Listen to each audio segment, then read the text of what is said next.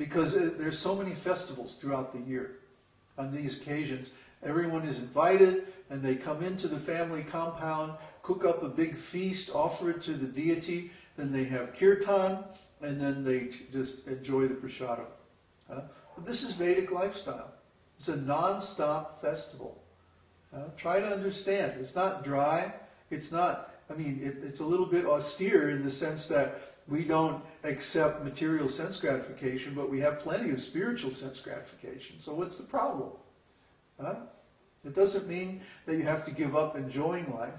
It means you enjoy life in an eternal way instead of in a temporary way. You enjoy life in an auspicious way that creates good karma for yourself in the future instead of in an inauspicious way that simply creates suffering in the future. You see? When people enjoy like meat eating, illicit sex, gambling, and intoxication, all they're doing is creating bad karma so that they suffer in the future. Maybe in the next life they get born in a very poor family, or they're diseased, or illiterate, or very desperately poor, or maybe they even go back into the animal species. So the results to sinful activities are very serious.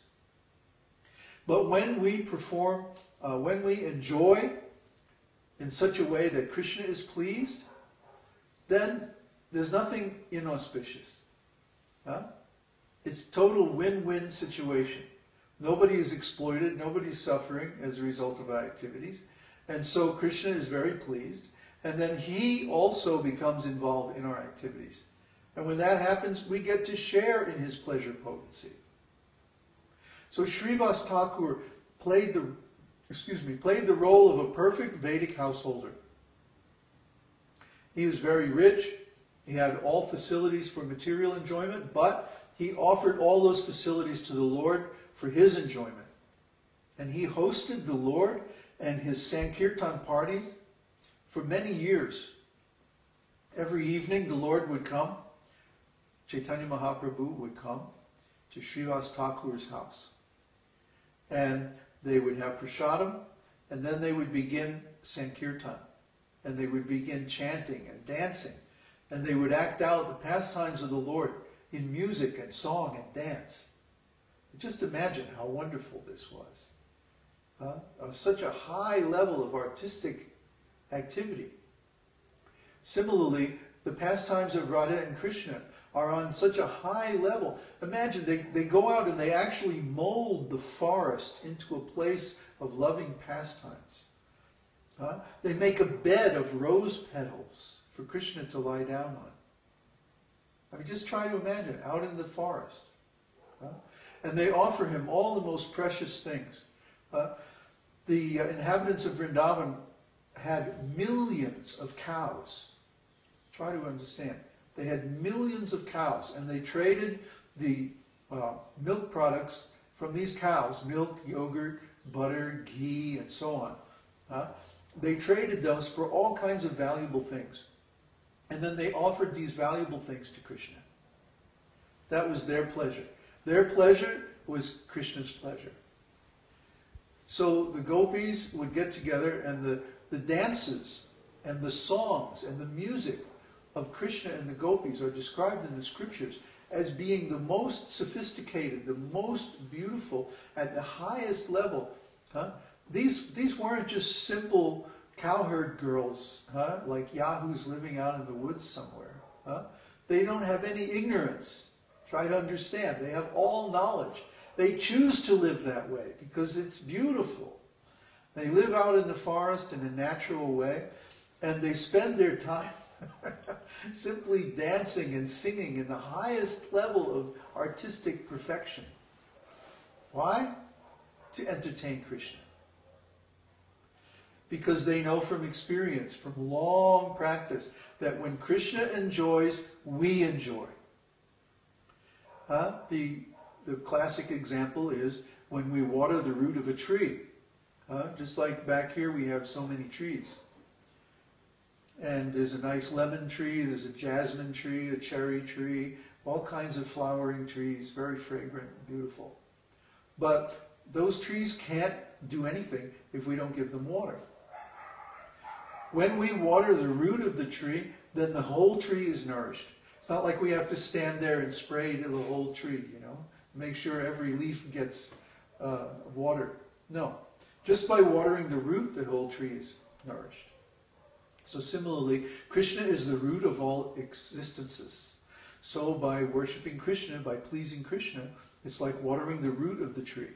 Automatically the whole tree is pleased. Automatically, if everyone performs devotional service activities, their future becomes auspicious. Very wonderful future is there. Because what do we want? Why do we do everything that we do? It's simply for happiness. Does anybody say, oh, I want to be unhappy, I'm going to hit myself on the head with a hammer? No. But because of ignorance, they don't know that sinful activities make unhappiness in the future. Out of a lack of spiritual knowledge. A lack of knowledge, that means ignorance. You know, sorry, it's not such a nice word, but that's really what it is. It means that we don't know. We don't know what the result of our activities will be. We're just guessing. We're speculating. The senses say, oh, give me this, give me that. And so we think, oh, if I give my senses this, then I'll be happy. And this may cause a temporary cessation of desire, a temporary lessening of the agitation of the senses. And we interpret that as pleasure. But that's not pleasure because it's not permanent. Real pleasure means eternal pleasure. You see? Anything that is temporary is material, and its reality is only relative. Just like if I paint a painting with watercolors, and then I put it out in the rain, what's going to happen? All the watercolors will be washed away. I can paint a very nice painting, but if it gets water on it, it's all gone. It's finished. See, so what's the use of that painting? I've wasted my effort because it's temporary. I can make the nicest painting, but as soon as it gets wet, then no more painting. No, all that beauty is just gone. So we may be able to arrange things in the material world so that we temporarily experience a little happiness, a little beauty, a little love. But then the action of time is change. And because of the pushing of time, everything changes. Just like this body changes from a baby body to a child body to a teenage body to an adult body to an old person's body, and then finally the body is finished. So we have to go take another body or whatever we can do. And the body that we get is going to be dependent on the quality of our activities. So if our activities are all nonsense, just following the senses, letting the mind drag us around this old material world, trying this, trying that, never really getting any satisfaction that we crave, then in the next life, we're going to get a worse situation than we have now. But if we practice religious principles, which are basically four: truthfulness, austerity, cleanliness, and mercy. Those are the four basic religious principles. Truthfulness means no gambling. If we gamble, we have to lie.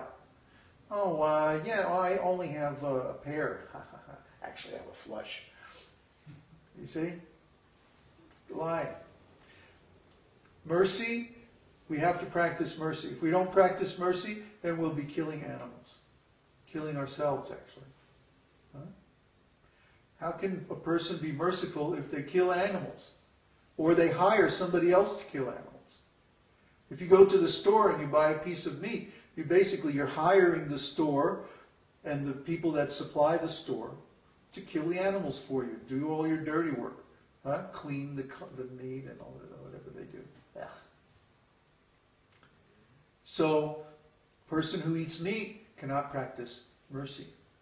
Similarly, a person who takes intoxication cannot be austere. Intoxication means I dull my senses, I dull my mind, I dull my consciousness so that I feel less suffering.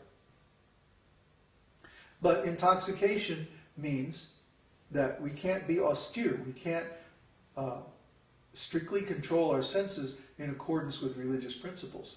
We become lazy. We don't want to work. Usually people with a drug problem or an alcohol problem, they can't work. They can't maintain a career. They can't maintain a family. They can't maintain anything. And finally, cleanliness. If we practice cleanliness, that means no illicit sex. I mean, illicit sex is such a dangerous thing. It's so many sinful activities all tied up together in one.